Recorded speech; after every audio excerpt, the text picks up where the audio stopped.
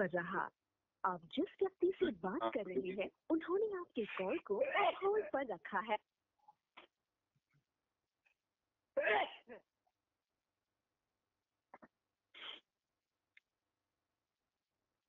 श्री ज्ञानदेव तुकाराम पंढरीनाथ भगवान की जय. ज्ञानेश्वर महाराज की जय. जगद्गुरु संत तुकाराम महाराज जय.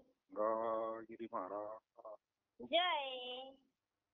सद्गुरु श्रीपाद रामदास महाराज की जय.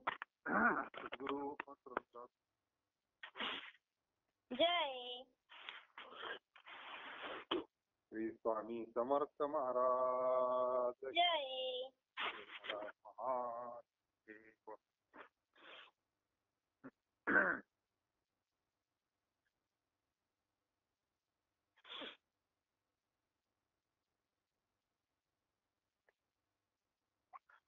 इह लोकीचा हा देह देव इच्छिता ती पाहे धन्य मी जन्मालो तास विठोबाची जातो. आयुष्याच्या या साधने सच्चिदानंद पदवी घेणे तुका म्हणे पावटणी करू स्वर्गाची निशाणी. धन्य मी जन्मालो दास विठोबाची जातो. कैलासराना शिवचंद्रमौळी इंद्रमाता मुकुटी जळाळी कारुण्य सिंधू भव दुःखहारी तुझवीन शंभो मज कोण तारी. जयाचा जनी जन्म नामार्थ झाला दयाने सदा वास नामात केला दयाचे मुखी सदा नाम कीर्ती. नमस्कार माझा श्री ब्रह्म चैतन्य मूर्ती ध्यानमूलम गुरुमूर्ती पूजा मूलम गुरुपदम मंत्रमूलम गुरुवाक्य मोक्षमूलम गुरुकृपा. मस्तक हे पायावरी या वारकरी संतांच्या.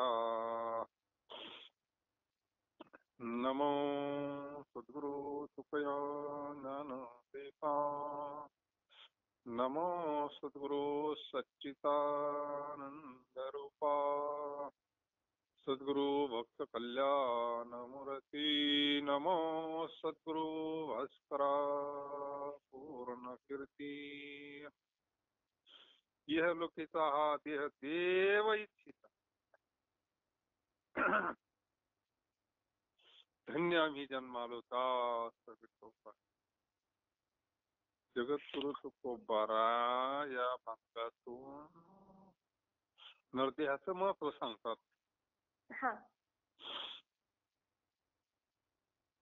मनुष्य देहाचं काय महत्व आहे हा काय करू शकतो यानं जर ठरवलं तर. जर ठरवलं याला भगवंत स्वरूपाता प्राप्त होऊ शकते. पण त्याला एक आठ सांगितली.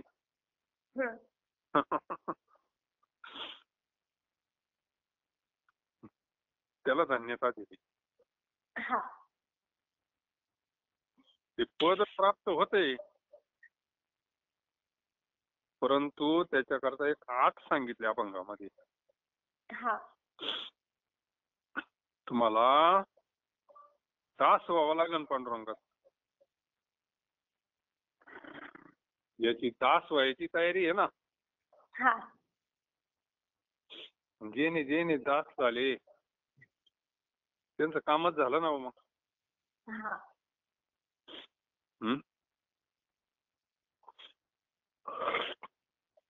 दास्यत्वे निकट हनुमंते केले म्हणून देखिले रामचरण.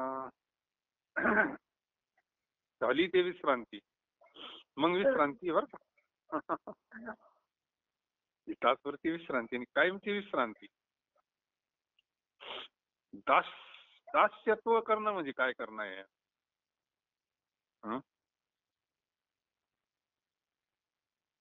दास्यत्व करणं म्हणजे शरण जाणं. शरण जाणं म्हणजे काय शरण जाणं म्हणजे त्याचं होणं नाही का? दुसरं कोणाचं राहणं नाही म्हणजे त्याचं होणं आहे ना. हा. तसं मुलीचं लग्न झालं की लगेच त्या कुळामध्ये सगळं सर्वस्व अर्पण करून टाकीची ना. हा. सगळ्याचा त्याग आहे तिने जन्म दिला, लहानचं मोठं केलंय, अख्खा कुळाचा सगळ्यांचा त्याग आहे ना. हे शरणागतीचं एक उदाहरण आहे ते एक. तसं भगवंत परिपूर्ण त्याला शरण, दुसरं कोणीच नाही.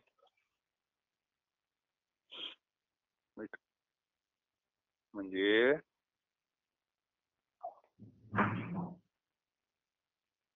इहलोकीचा हा देह म्हणलंय. हा. इहलोकीचा म्हणजे कोणत्या लोकीचा? मृत्यू लोकातला. आता एक मृत्यू लोक आहे, एक स्वर्ग लोक आहे आणि एक पाताळ लोक आहे ना. तिने इहलोक शब्द वापरला त्या अर्थी आपण मृत्यू लोक अर्थ घ्यावा लागेल आपल्याला. आपल्याला सांगतात ना ते जगद्गुरु तुकोबाराय हा उपदेश कोणाला करू राहिले? आपल्याला. अखिल मानव जातीला उपदेश करतात. अरे बाबा हो, या मनुष्य शरीराना याची देव इच्छा करतात. या मनुष्य शरीराची देव इच्छा करतात इतका श्रेष्ठ या स्वर्गीची अमर इच्छिताची देवा मृत्यू लोकी व्हावा जन्मामा नारायण नामे हो जीवन मुक्त कीर्तनी अनंत गाऊ तिथे. स्वर्गातल्या मंडळींना असं वाटतं आपल्याला मृत्यू लोकात जन्म भेटावा. मग आपण काय करू तिथं जाऊन? नारायणाचं नामस्मरण करू, कीर्तन करू आणि जीवनमुक्त होऊन जाऊ. आणि ज्यांना विष भेटला ते काय करतात? ते लागले नादी संसाराच्या. ज्या व्यक्तीशी आपण बोलत आहात त्याने आपला कॉल होल्डवर ठेवला आहे. बाकीच्यांचा विषय नाही हा. ज्याला मनुष्य शरीर मिळालं त्याचा विषय हा. म्हणजे इतका श्रेष्ठ आहे का स्वर्गातल्या मंडळींना असं वाटतं का हे शरीर आपल्याला भेटावा. याचा अर्थ मग स्वर्गातलं पद श्रेष्ठ आहे का या अभंगात सांगितलेलं सच्चिदानंद पद श्रेष्ठ आहे? सच्चिदानंद श्रेष्ठच असलं पाहिजे म्हणून ती इच्छा करतात ना. आणि आपल्याला स्वर्ग मोठा वाटतो, स्वर्गात जायचं बाबा, स्वर्गात किती मजा राहते बाबा, अमृत प्यायला, अमर आहे. कायमचे अमर नाही ते. कायमचे अमर काय ते? ब्रह्मदेवाला सुद्धा घर काय तेव्हा यांचा काय?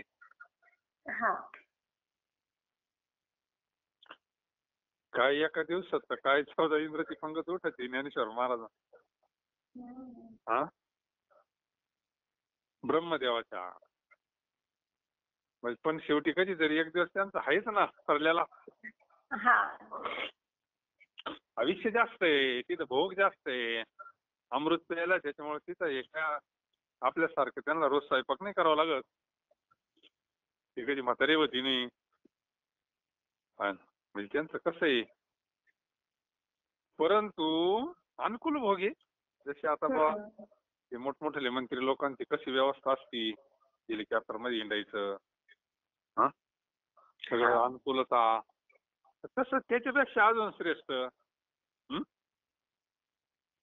आपण बाजरीची भाकरी खातो तर ते काय मंत्री लोक जरा भारी खात असतील, बाकी पण भाकरी खात असतील ना.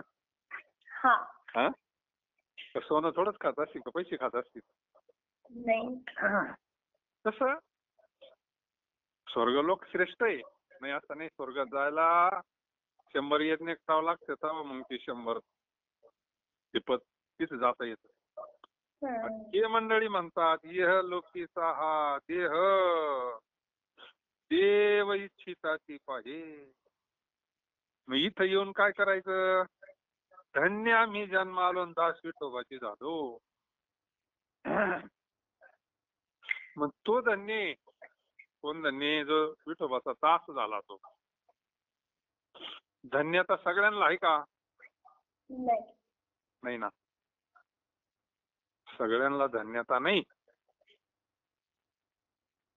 धन्य जगी तोच एक हरी रंगीनाचे राम कृष्ण वासुदेव सदा स्मरणाचे. विषयी विरक्त दया नाही पर संतुष्ट सर्वदा सोई व्यापक निर्धार. जाणीव शहाणीव ओझे सांडून या दूरी. आपण वस्ती कर वर्त तसे संसारी. कसा राहतो संसारात तो?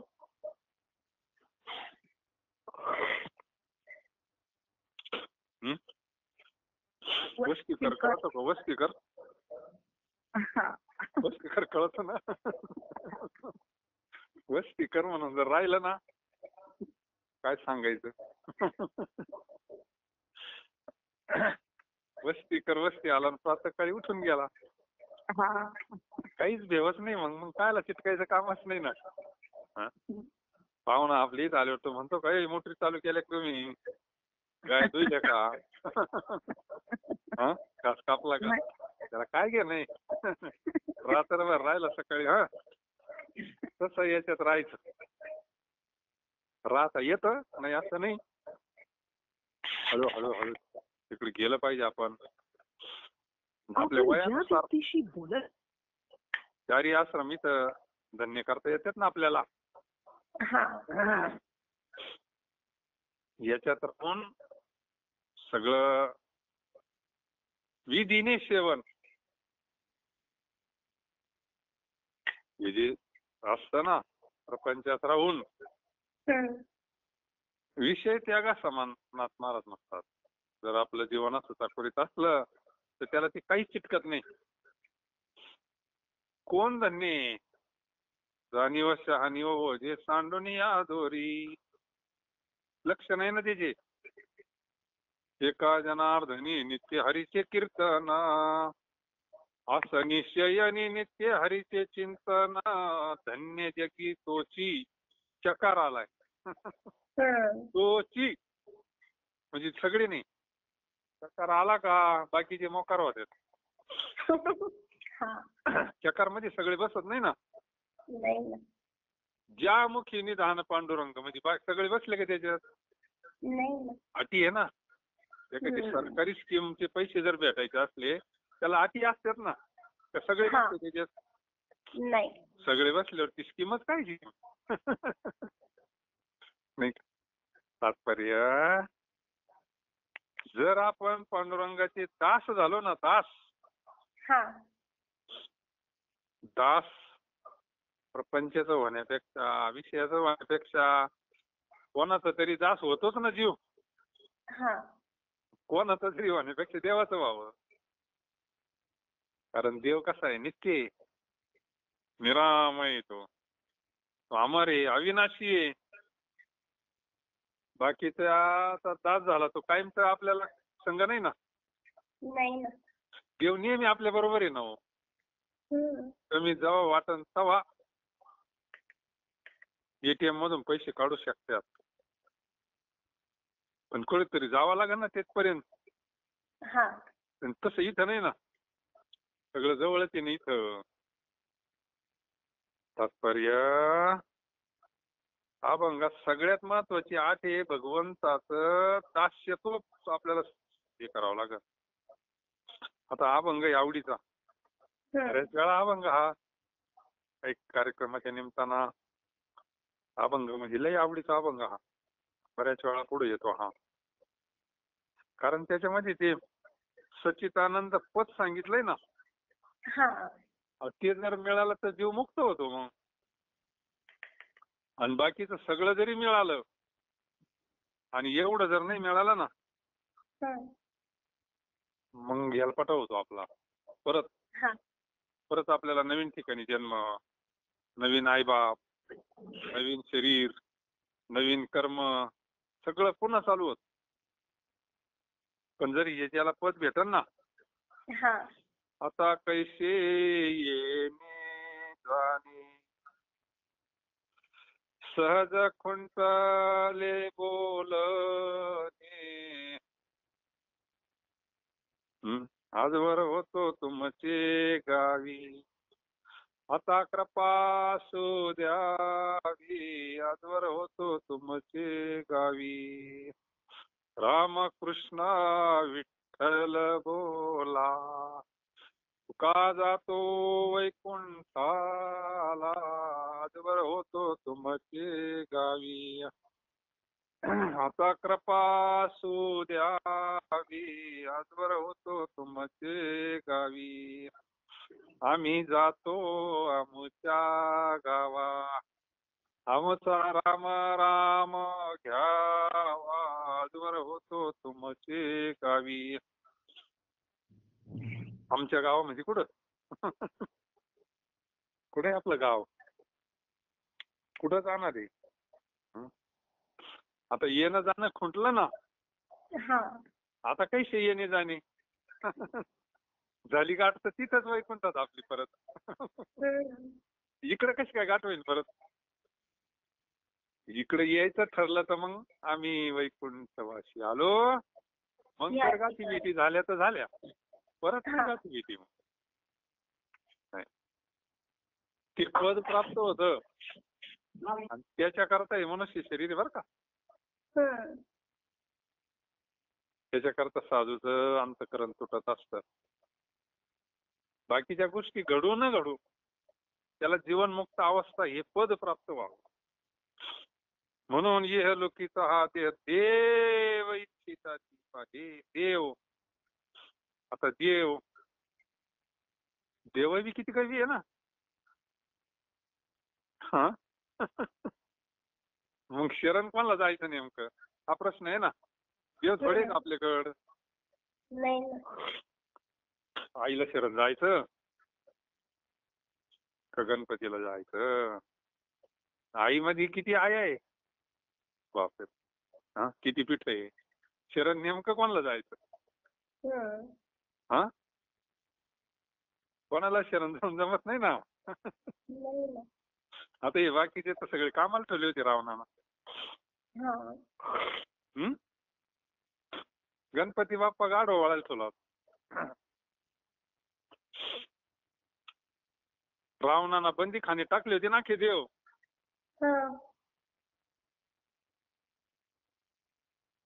मल्हारी मार्तंड दाड्या करायला ब्रह्मदेव हे सांगायला तिथी सांगायला आज कोणती तिथी आहे काय आहे रावणा नाही सगळी म्हणून तर मग सगळी शरण गेले होते ना देवाला वाचल्यानंतर कळतं का हे सगळे कामाला ठेवले होते आणि नवग्रह तर पालथी घातले होते त्यांच्यावर असं पलंग टाकून झोपत होता सगळे नवग्रह ज्याला आपण चळथळा कापायचो ना शनी महाराजाला ते पालथी घातली होती ना आणि त्यांच्यावरती असे मासे राहते ना पलंगाचे ते त्यांच्यावर ठेवून झोपत होतो महाराज गेले काय एकदा काय राव म्हणले तुम्ही गोरगरीबाला मोकार त्रास देते म्हणले याला 750 लागली त्याला 750 लागली आता इथं तुमचं बरं काही शाळा नाही म्हणले काय वस्तात घेतलाय म्हणले तुम्हाला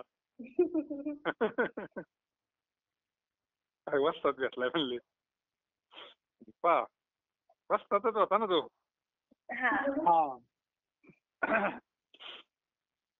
त्याला म्हणले शनी महाराजाला काय राव म्हणले तुम्ही गरीबाला त्रास देते म्हणले इथं काय तो काही चाला म्हणले आता मग शनी महाराज म्हणले त्याला फक्त सांग पालथीची उतानी कर पालथी टाकेले ना फक्त त्याला उतानी कर आणि मग आता काय नारदाचं सगळेच ऐकत होते त्याला रावणाकडे अरे म्हणले वायऱ्याच्या पाठीवर नाही पाय देऊ म्हणले बरोबर पाय देऊ म्हणले ते उलटी कर म्हणले त्याला पटलं ना उलटी केल्यावर मग काय जावं 7.5 लागली कामच करून टाकलं रावणाचं आपला विषय देव. बळीया माझा पंढरीराव तो या देवांचाही दे. सगळ्या जगाचा मालकी ब्रह्मांड नायक योगेश्वर कृष्ण त्या पांडुरंगाची शरणागती करायची. एक धरीला चित्ती आम्ही रखू माईचा त्याची शरणागती केली का बाकी सगळे आशीर्वाद देतात आपल्याला. सगळे खुश. त्याचे स्वरूप आहे सगळी. बाकीचे जेवढे सगळे स्वरूप आहे त्याच्यावाली तिथे वेगळं काही नाही. पण मेन त्याची शरणागती केली बस. म्हणून देव शब्दाचा आपल्याला हे करायचं होतं. नेमकं कोणत्या देवाला शरण जायचं. पण ते देव इच्छा करतात. हे जे स्वर्गातले ब्रह्मादिक देव आहे ना त्याच्यामध्ये किती काय बी त्याला माफ नाही करत. शरणागता शरणमीची एकू. हा शरण जाण्याकरता भगवान परमात्मा 9व्या अध्यायामध्ये सांगता जो मज होय अनन्य शरण त्याची निवारी मी जन्म मरण. शरणागता लागी शरण्य मीच. तू मला शरण ये. मामेकम शरणम व्रज. हे तू दुसऱ्या कोणाला शरणच नको जाऊ गीतेत सांगितलं. तूच पांडुरंग परमात्मा आहे. म्हणून इहलोकीचा हा देह देव इच्छिताची पाहिजे. धन्य आम्ही जन्म आलो दास विठोबाचीचा. महाराज म्हणले आम्ही धन्य कारण आम्ही विठोबाला शरण गेलो ना. माझ्या वडिलाची मिराशी का देवा तुझी शरण सेवा पांडुरंगा. अहो 41 वर्षामध्ये तुका झालाशी कळस. 41 वर्ष सगळं तिकडं तिकडं तिकडे 21 वर्षामध्ये परसामध्ये घेऊन मोकळे. म्हणजे काय एक किती मोठा आदर्श ठेवला. मुक्त व्हायला आयुष्य किती लागतंय तरी. जर ठरवलं तर मुक्त व्हायला जास्त आयुष्य नाही लागत. नाही म्हणून जगद्गुरु तुकोबराय म्हणतात आम्ही त्या पांडुरंगाची शरण गेलो दास झालो म्हणून आम्ही धन्य. आयुष्याच्या साधने आपल्याला जेवढं आयुष्य दिलं देवा ना सगळ्यांना काही सारखं दिलेलं नाही. काय जे दिलेलं असन त्याचं साधन करायचं. आयुष्य काय आहे साधन आहे. तेवढ्या आयुष्यामध्ये भगवंताचं भजन करायचं भगवंताचं कीर्तन करायचं सत्संग करायचा आणि त्या योगाना संतांच्या कृपेनं हे पद प्राप्त करून घ्यायचं. कोणतं पद प्राप्त करून घ्यायचं. आयुष्याच्या या साधने सत चित आणि आनंद 3 पद एकत्र केलं तर ते भगवंत स्वरूपाचं पद आहे. भगवंताच्या मूळ स्वरूपाला हे 3 पद आहेत. हे पद प्राप्त झालं सच्चिदानंद पदवी घेणे म्हणलंय ना. एखाद्याला डॉक्टर व्हायचं असलं तर त्याला मेडिकलला टाकावं लागत आहे.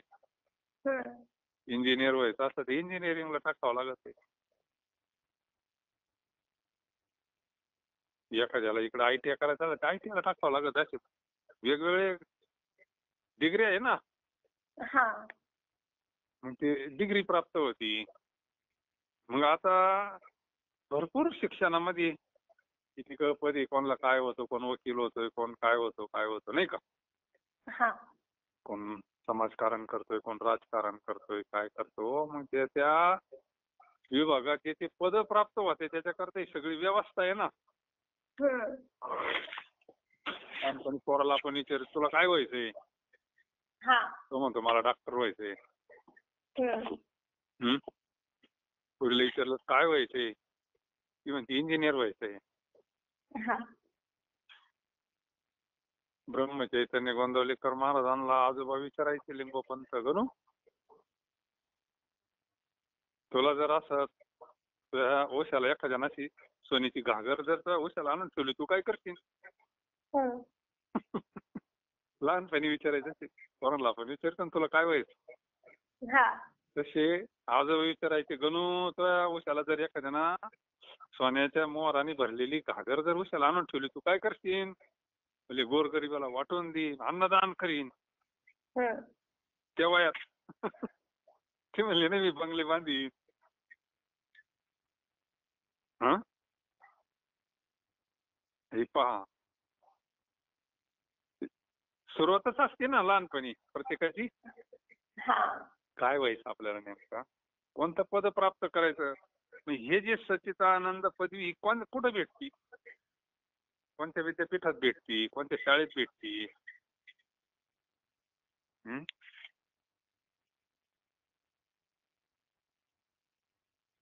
जसं एखादं असं ना कुठं विद्यापीठ, तर तिथे हे अभ्यास केलं की पद प्राप्त होतं बा, सच्चिदानंद पदवी घेणे.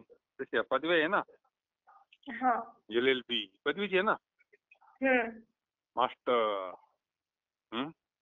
ही पदव्या भेटतात व्यवहारामध्ये. मग ही पदवी कुठेतरी भेटत असेल ना. नाही. नाही, मग जगद्गुरु तुकोबरायांनी कसं काय लिहिले अभंग.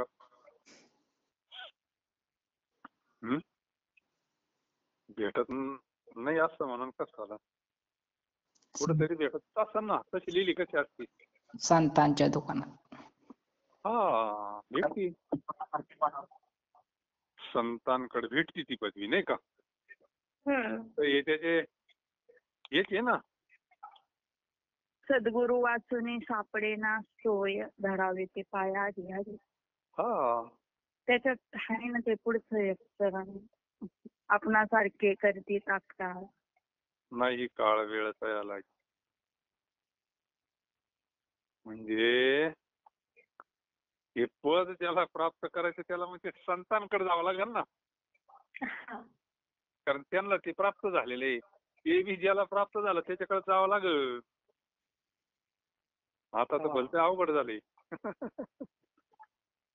आता सध्या इतकं अवघड झालंय. जगद्गुरूंनी 100 वर्षापूर्वी, 150 वर्षापूर्वी, 300 वर्षापूर्वीच लिहून ठेवलं ना. मग आज 300 वर्ष झाले वाटतं, फारच बोकळलंय आता कुणीकडचे. काही वातावरण झालंय परमार्थामध्ये. काय करावं हे सामान्य जीवाला कळाना ना. त्याच्यामध्ये सामान्याचा दोष नाही. बाबा लय भारी म्हणायचे, अरे तुमचा दोषच नाही, तुम्ही सोन्याहून पिवळे म्हणले. तुमचं अजिबात दोष नाही. सांगणारे, या व्यासपीठावरून सांगणाऱ्यांचा दोष आहे म्हणले. ते योग्य मार्गदर्शन करत नाही सामान्य जीवाला. सामान्य जीवाचा तिळभर ते सोन्यापेक्षा पिवळे म्हणले. त्यांना योग्य गायडन्स करणारे भेटत नाही म्हणजे आता. मग सच्चिदानंद पदवी घेणे, जर आयुष्यभर आयुष्याचं साधन केलं तर ते काय असं नाही बटन दाबलं लगेच आलं डिग्री LLB बाहेर, असं होतंय का. नाही ना. बालवाडी पासून हातभाव लागत, बालवाडी पासून. आता तिथं बालवाडी 3 वर्ष जातात. शिक्षण पद्धती झाली, काय आदब झालाय आता. बालवाडी पासून तर LLB पर्यंत किती वर्ष झाले करा बरं विचार. एवढं वर्ष हातभाव लागतं तेव्हा एक पोट भरायची डिग्री भेटती. पोटच भरून व्यवस्थित चालतं, त्याच्यापेक्षा काय चालतं.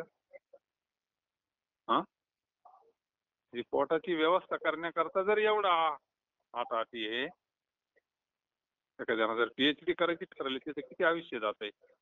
निम आयुष्य गेलं काहींचं, निम शिक्षणातच.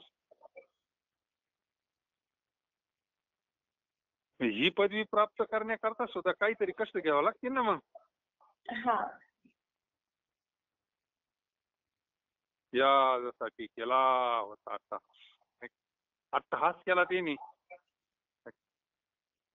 आणि भगवंताची सेवा केली. पण साधन अवघड नाही सांगितला. साधन अवघड नाही. हे पद प्राप्त करण्याकरता साधन बाकी अवघड सांगितलं नाही. अवघ्या वाटा झाल्या क्षीण, कली न घडे साधन, उचित विधी विधान न कळे न घडे सर्वता, भक्ती पंथ बहु सोपा पुण्य नागवे. साधन फार सोपं आहे. गोविंद गोविंद मना लागले या छंद, मग गोविंद ते काया भेद नाही सेवा तया. अरे ते पार तो कायानच भगवंत स्वरूप होऊन जातो ना. हा हं? कायेना ब्रह्मरूप झालं म्हणून तर हाडं बोलत होते ना तो म्हणजे हा असं आहे ते. म्हणून इहलोकीचा हा देह देवीच्छिता ती पायी धन्य आम्ही जन्मालो दास विठोबा. आयुष्याच्या या साधने सच्चितानंद पदवी घेणे. तुका म्हणे पावटणी करू स्वर्गाची निशाणी. आता शेवटचं चरण असं आहे, पहा या मृत्यू लोकातल्या नरदेहाची देव इच्छा करतात. आम्ही मोठे धन्य आहोत कारण आम्ही मृत्यू लोकात मनुष्य जन्माला आलो आहोत आणि विठोबाचे सेवक झालो आहोत. या मनुष्य जन्मातील आयुष्य आणि सच्चिदानंद रूप ब्रह्मपदाची मनुष्यात प्राप्ती करून घेता येते. ध्रुव बाळाला जे पद प्राप्त झालं ना आढळ हा म्हणजे ब्रह्मपद बर. ब्रह्मपद म्हणजे ती येते. आईनं सांगितलं ना, अरे त्यानं तुला मांडीवरून उतरून दिलं सावताराईना, त्या मांडीचं काय घेऊन बसला म्हणली, अशी मांडी मिळव तर तुला कोणीच उठवणार नाही म्हणली. आणि ही मांडी किती दिवस आहे, राजाची मांडी किती दिवस आहे, ते का अक्षय पद आहे का नाही ना. तू असं पद प्राप्त कर, अशी मांडी, अशा मांडीवर बस तर तुला कोणीच उठवणार नाही म्हणते. आणि ती मांडी म्हणजे फक्त हे पद आहे ना, भगवंताच्याच मांडीवर जाऊन बसला ना तो मग. हा पण त्याच्याकरता त्याला त्याग करावा लागला ना मग. शेवटच्या चरणात महाराज सांगतात, तुकाराम महाराज म्हणतात, आम्ही खुन्याच्या स्वर्गाची पाय देऊन चढून जाण्याची पायरी केली.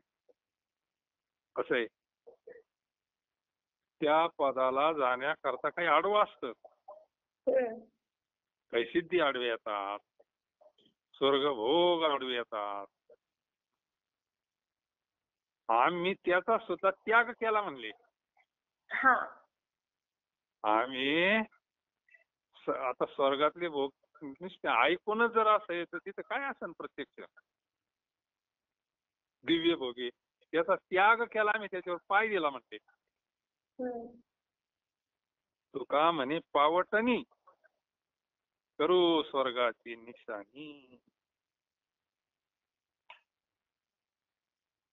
म्हणजे या त्यागामुळे त्यांना ते पद प्राप्त झालं.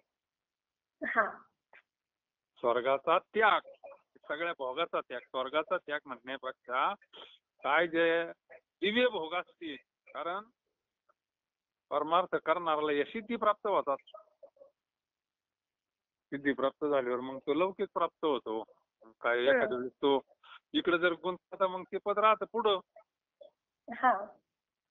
मग असे जे आडवे असतील काय हो, त्याच्यावर आम्ही पाय दिला म्हणले. पावटणी का म्हणे पावटणी करू स्वर्गाची निशाणी. जगद्गुरु तुकोबारायला विचारलं, तुम्ही असं काय त्याग केला तुम्हाला एवढं पद प्राप्त झालं? ते म्हणले सगळ्याचाच त्याग केला. स्वर्गाचा केला म्हणजे बाकीचे त्याच्या खाली आले ना मग. हा सोनी रुपी आम्हा मृतिके समा, माणिक पाषाण खडी जायचे. हा सामान्य त्याग आहे का? हे सगळ्याचा पाय दिला, त्याच्यामुळे आम्हाला हे पद प्राप्त झालं. आयुष्याच्या या साधने सच्चिदानंद पदवी घेणे. धन्य आम्ही जन्मालो दास विठोबाचे झालो. असा या अभंगाचा भावी. थोडक्यात सरळ सरळ आपल्याला भगवंताने हे मनुष्य शरीर जे दिलं, मनुष्य शरीराचं महत्व सांगायचं म्हणलं तरी आपण तासभर सांगू शकतो नाही का, किती का प्रमाणात. असं सुंदर असं मनुष्य शरीर आपल्याला मिळालं, पवित्र आई वडिलांच्या कुळात मिळालं, संतांच्या भूमीत मिळालं, आपल्याला योग्य अशा ठिकाणी स्थान मिळालं. समर्थाने आपल्याला योग्य अशा सद्गुरूच्या ताब्यात दिलं. ही खरी कृपा आहे. सगळ्यात मोठी जर समर्थांची कृपा असल तर एवढ्या कळी काळामध्ये असं योग्य महात्म्याच्या हातात आपण सापडावा. सगळ्यात महत्वाची वस्तू ती असती, ती निवड असती. योग्य संतांच्या ताब्यात जर आपण सापडलो तर आपला प्रवास व्यवस्थित होतो. नाही का? हा. ती खरी देवाची कृपा आहे. माझ्या विठोबाचा कैसा प्रेम भाव. नाही का? म्हणून पुढचा अभंग आहे, पंडित वाचक जरी झाला पुरता तरी कृष्ण कथा ऐक भावे. काय होत कारण महाराजांचे अभंग लय भारी भारी काही काही. महाराज एकदा मोठा झाला की त्याला काय बाकीच्या गोष्टी हरिपाठ किरकोळ वाटत हो. मग काय ते हरिपाठ रोज रोज करायचं तो म्हणतो, काय ते काकड्यामध्ये तरी काय रोज रोज तेच तेच नाही का. कायला ज्ञानेश्वरी वाजायची, मोठा पंडित शास्त्री झाला, महाराज झाला नाही का. मग त्याला ह्या गोष्टी त्याला कमी वाटते ना. काय काय देवपूजा करायची, काय आरती करायची, तेच तेच आपण एवढे मोठे झालोय, एवढे लोक आपल्या पाया पडत्या, आपण ऐकायचं काय मग आता. त्याला ऐकायचं काही नाही राहत, फक्त सांगायचं राहतं ना. लोक चांगले खाऊ पिऊ घालते, लक्षणं देते, त्याच्यामुळे मग तो जमिनीवर चालत नाही ना. कोरडा ज्ञान. कोरडा नाही, महाराजांना इथं वेगळं सांगायचंय. पंडित वाचक जरी झाला पुरता तरी कृष्ण कथा ऐक भावी. क्षीर तूप साखरे झालिया भेटी तैसे पडी मिठी गोडपण. जानोनिया लाभ घे हा पदरी गोड गोडावरी सेवी बापा. जाणीवेची मूळ उपटून खोड जरी तुझ साड आहे. नाना परिमळ द्रव्य उपचार अंगी उठी सार चंदनाची. जेवलिया विन शून्यते शृंगार तैसी गुढी हरिकथे विन. हरिकथेचं महत्व सांगायचंय आपण. हरिकथा किती श्रेष्ठ आहे. ज्या कारणे वेद श्रुती पुराणे तिची विठ्ठल नाणे तिष्ठी कथी. तुका म्हणे येर दगडाची पेवे खळखळेची आगवे मूळ तेथे. खळखळची आगवे मूळ तेथे. जाणून या लाभ घे पदरी गोड गोडा सेवी बापा. जाणीवेचे मूळ उपटोनी खोड जरी तुझं साड आहे तुझी. चौकड्याचा अभंग आहे.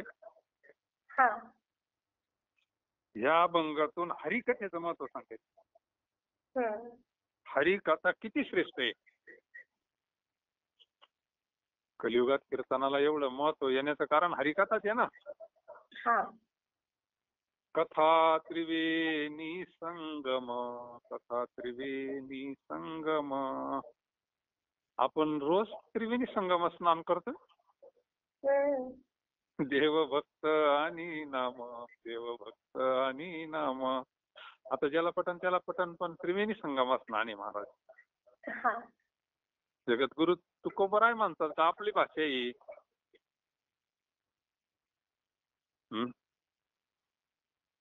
जळती दोषाचे डोंगर शुद्ध होती नारी नर.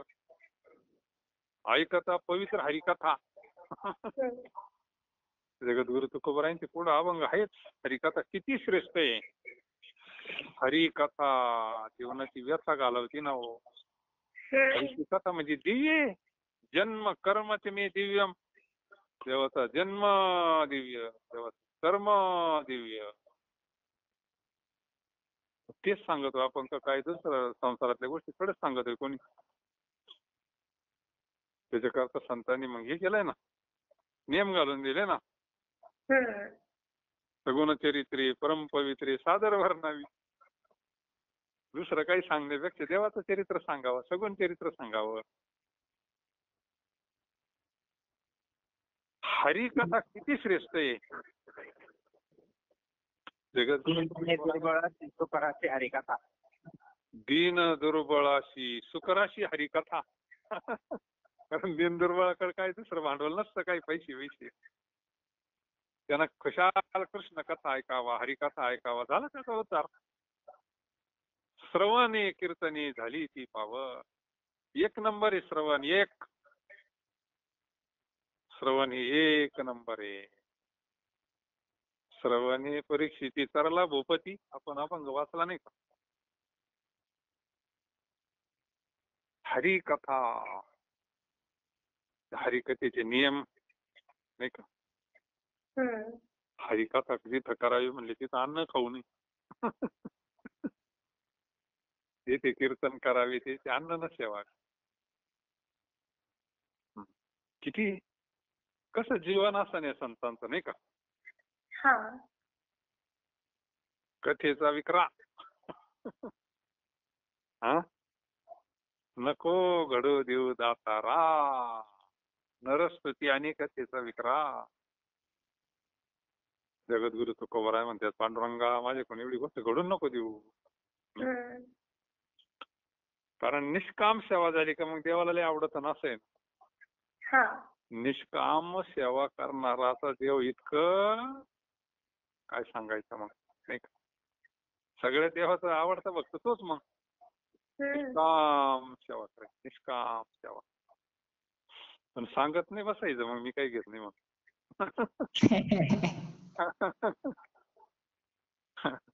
त्याच्याच हृदयाला त्याचा स्पर्शाने झाला पाहिजे नाही का?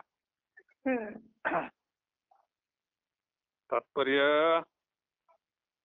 जगद्गुरु तुकोबरायांना या अभंगातून सांगायचं, तो पंडित जरी झाला, वाचक जरी झाला, आता पंडित होण्याकरता सुद्धा पदवी आहे त्याला बरंच घासावं लागतं.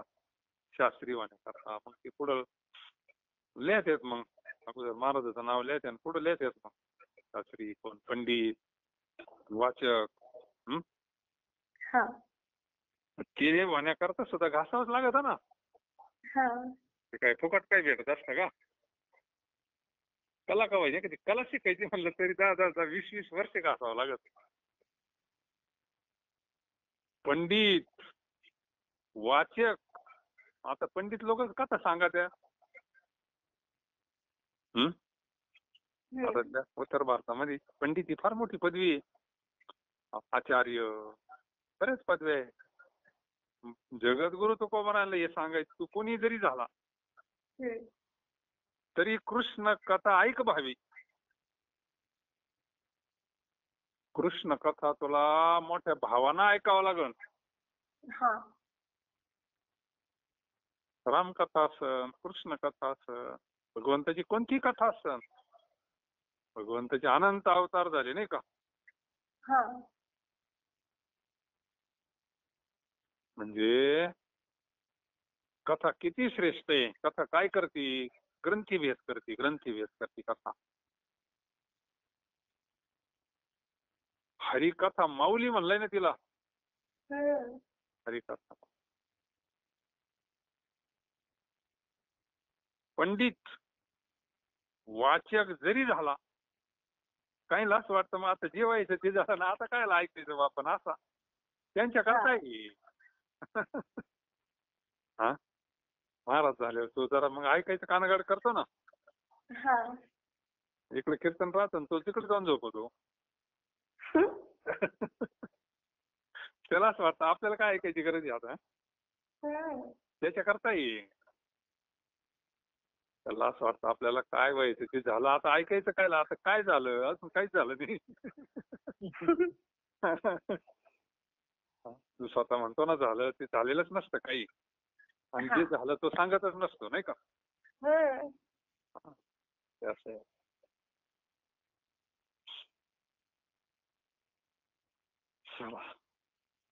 पंडित, वाचक या मंडळींना काय होतं, थोडं अहंकाराचा वारा लागत असतो.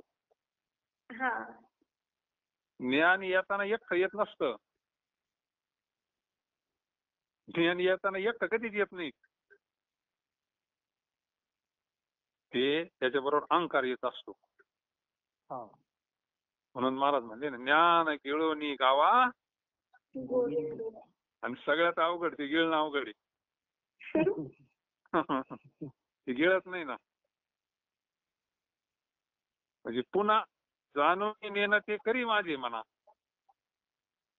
तुझी प्रेम खुण देऊन या. मग मी सुखी संसारी वर्ते ना. लय अभंग भारी महाराजांची. अगोदर म्हणजे जाणत कर म्हणजे ज्ञान दे मला, आणि पुन्हा नियंत कर. जाणून नेणते करी माझी म्हणा. नियंत कर म्हणजे अज्ञान कर असं नाही, त्या ज्ञानाचा अहंकार नको मला, असं कर. हा. मग जर अहंकार जर नष्ट झाला तर तो कशाला बसून ऐका ना कोणाचं कीर्तन. ऐकायला काय अडचण नाही. कीर्तन ऐकायला काय अडचण नाही, देवाच सांगतोय ना. हा. आणि नाही आवडलं तर चिंतन होईल ना.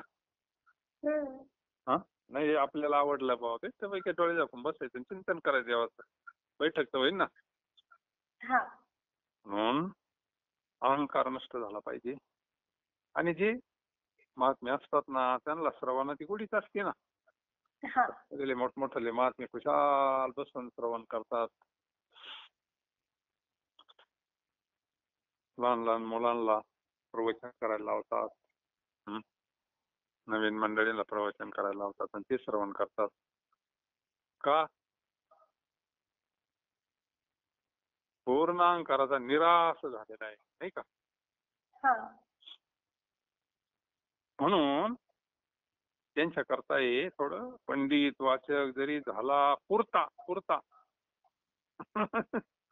तू जरी पंडित झालास किंवा मोठा वाचणारा झालास, काही नसते वाचितच ना.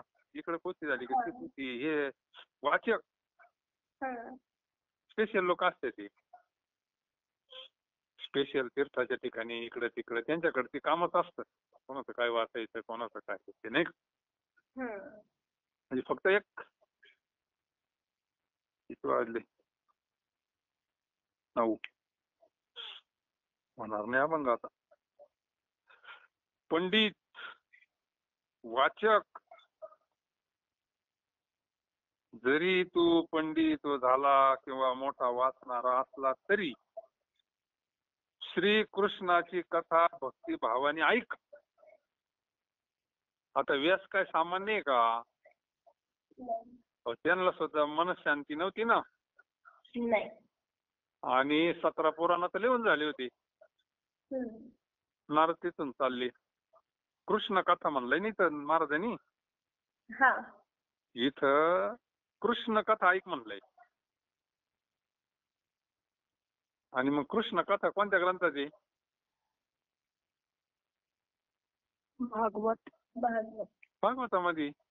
पूर्ण भागवत म्हणजे कृष्ण कथा आहे ना. आणि मग खिन्न होऊन बसले. अरे 17 पुराण लिहिणाराची अवस्था काय, खिन्न होऊन बसली. ती चालली होती श्रीमन्नारायण भजन करीत. का खिन्न बसले म्हणले? एवढं केलंय नाही का, जे पाहिजे ते समाधान नाही ना. समाधान हेच देवाचं दर्शन आहे ना. समाधान हीच समाधी आहे ना. ते समाधान काय भेटा ना म्हणले मला. अहो ते नाही म्हणले, तुम्ही जे करायचं ते राहूनच गेला ना. पण तुम्ही सगळं लिहिलं, पण चरित्र ते उच्चारावे केले देवी गोकुळी. केल्याचं राहिलं ना म्हणले. जे महत्वाचं होतं ते पूर्ण अवतार आहे ना तो बाबा. आणि मग त्यांनी सुरुवात केली भागवत लिहायला, श्रीमद भागवत ग्रंथ. म्हणून महाराज म्हणले गीता भागवत करीती श्रवण. ज्या वेळेस त्याने ते भागवत ग्रंथ परिपूर्ण लिहिला मग त्याला समाधान प्राप्त झालं ना. आणि ते भागवत ग्रंथ म्हणजे कृष्ण कथा, कृष्णाचे दिव्य लीला आहे. ते अलौकिक चरित्र, अलौकिक चरित्र आहे. ते काही सामान्य चरित्र नाही ना. 5 वर्षाचे माझे बाळ, काय काय लिहिलंय त्या 5 वर्षाच्या बाळात. म्हणजे ही दिव्य लीला आहे. भगवंताचा जन्म दिव्य, भगवंताचं कर्म दिव्य. म्हणून कृष्ण कथा ऐकायची. कृष्ण कथा काय ऐकायची? त्या लीला तशी आहे ऐकण्याजोग्याची. आणि अशा आहे का ते किती वेळा ऐका त्याचा आनंदच होतो. आपण काल्याचं कीर्तन ऐकतोय, जसं ऐकतोय तसं आतापर्यंत ऐकतोच ना. तरी ते आनंद तेवढाच आनंद त्या काल्याच्या कीर्तनात. मग तेच ऐकतोय तेच गाणं तुम्ही 10 वेळा ऐका बरं. एकच गाणं 10 वेळा ऐकत 11 वेळा ऐका वाटन का? नाही. तसे गवळण पहा ना. मग पहा ना त्या गवळणी काय आहे, त्याच्यामध्ये भाव येतो. समाधी भाषा आहे ती. तात्पर्य पंडित वाचक जरी झाला पुरता, जरी तू वाचणार असला, पंडित असला, कृष्ण कथा ऐक, पण नुसती तशी नाही, भावे. नुसता आनंद बसावलाय आणि ऐकली कृष्ण कथा झाला असं नाही. भावानं ऐकलं पाहिजे. नाही तर मग दिलंय आमंत्रण म्हणून आलाय ना ऐकलं असं नाही.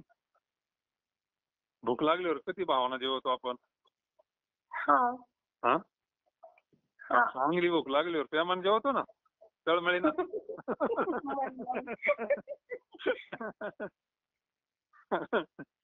भावना म्हणजे किती सोपं आहे. चांगली भूक लागल्यावर प्रेमाने जेवतो ना.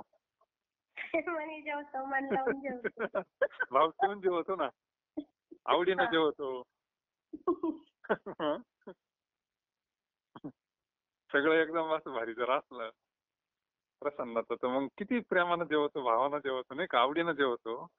तसं कृष्ण कथा असं तर तू आवडीनं ऐक, भावानं ऐक, नाही का. अंतःकरण प्रसन्न झालं पाहिजे. ऐकता ऐकता अंतःकरणामध्ये अशा प्रेमाच्या भोकळ्या फुटल्या पाहिजे. प्रेम वाढे पोटी ऐशे करी. ज्याने ज्याने भागवत वाचलंय, आता ते भागवत म्हणजे नुसतं अमृतच आहे ना. तात्पर्य कृष्ण कथा ऐक भावी, शिर तुपा साखरे झालिया भेटी, तैशी पडी मिठी गोडपणे. एका चरणामध्ये सांगितलं, तू जरी पंडित असला, मोठा वाचणारा असला, तरी श्रीकृष्णाची कथा भक्तिभावाने ऐक. जसं दूध, तूप आणि साखर यांचा एकत्र योग आधी गोड होतो. आता गावरान तूप, गावरान गाईचं दूध आणि साखर जर एकत्र आलं, तुम्ही काही करू शकता ना. हे जर एकत्र आलं ते काय मग आता गोडच आहे ना ते. मग तशी जर पंडितांनी कृष्ण कथा केल्याने गोडीचा योग येईल. जरी पंडित असला, त्यानं कृष्ण कथा केली, ऐकली भावाना, मग त्याला तशी गोडी येईल. कशी गोडी येईल? जशी हे 3 एकत्र येतात ना, दूध, तूप आणि साखर. तुम्ही काही बनवा ना. मग दुधापासून काही बनवता येते, तुपापासून. तूप तर पूर्णच आहे, साखर आहे म्हणल्यावर. हे म्हणजे सार आहे तिन्ही. तसं मग ती गोडी तशी श्रेष्ठ आहे एकत्र योग आल्यावर. तसं पंडितांना, वाचकांना जर कृष्ण कथा केली, कृष्ण कथा ऐकली, तर मग काय गोडीला काय आहे, अमृतच आहे असं पिके पडे. मग संगमच आहे ना तो, कथा त्रिवेणी संगम असं आहे. म्हणून श्रवण भक्ती श्रेष्ठ आहे. 9 भक्तीमध्ये श्रवण भक्ती 1 नंबरला घेतली. म्हणणारच नाही कोणी तर मला जमणार नाही म्हणून. फक्त देवाना ऐकायला कान दिले पाहिजे. डोळे नसले तरी सुद्धा चालन, पण कान बाकी दिले पाहिजे. कान जर दिले ना, श्रवणाना सुद्धा जीव तरत असतो. अभंग बोलताय मोठा उद्या लागणार आहे तो. पंडित म्हणाले हा होतो पंडित महाज्ञानी हा बैराजा. दशग्रंथ षडशास्त्र पुराणी चारी वेद मुख उद्गते वाणी. पण गर्व झाला हानी झाली ना. आणि त्यानं जर कृष्ण कथा ऐकली असती तर हानी झाली नसती. वैरा झाला नसता मग काय झाला नसता ना. त्याचे परिणामही सांगितले ना. नाही संत कीर्ती श्रवणी आली, नाही साधू सेवा घडली. तात्पर्य कथा डोंगरीजी महाराजांची कथा काय अधिकारी महापुरुष होऊन गेले. फार जीवनाला सगळं त्याच्यामध्ये ज्ञान असतं, वैराग्य असतं, सगळंच असतं कथेमध्ये, सगळंच असतं. कीर्तन सुद्धा कथाच आहे ना. कीर्तनामध्ये सगळंच असतं. म्हणून सदा नामघोष. आणि कीर्तनात विशेष म्हणजे नामघोष असतो. हे जे कीर्तन आहे ना आपलं याच्यामध्ये सगळंच असतं. कीर्तन बनवलंच असं या वारकरी मंडळींनी ना. याच्यामध्ये सगळ्याचा अंतर्भाव आलाय. सुरुवातीला रामकृष्ण हरी, मध्ये बी भजन, पुन्हा माऊलीचं भजन, मध्ये सारखं विठ्ठल विठ्ठल म्हणा वेळोवेळा.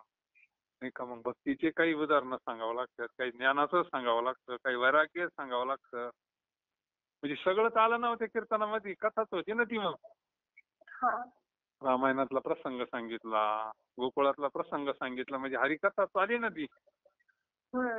गायन येते, वाजन येते, त्याच्यामुळे मग लावणी मृदंग कृती टाळ घोष शिव ब्रह्मरस आवडी असं आहे. म्हणून झाली आता हरिकथा आपली. एका चरणातच उद्या पाहू राहिलेला आता. कुंडलिकावर हरी विठ्ठल श्री ज्ञानदेव तुकाराम पंढरीनाथ भगवान जगद्गुरु संत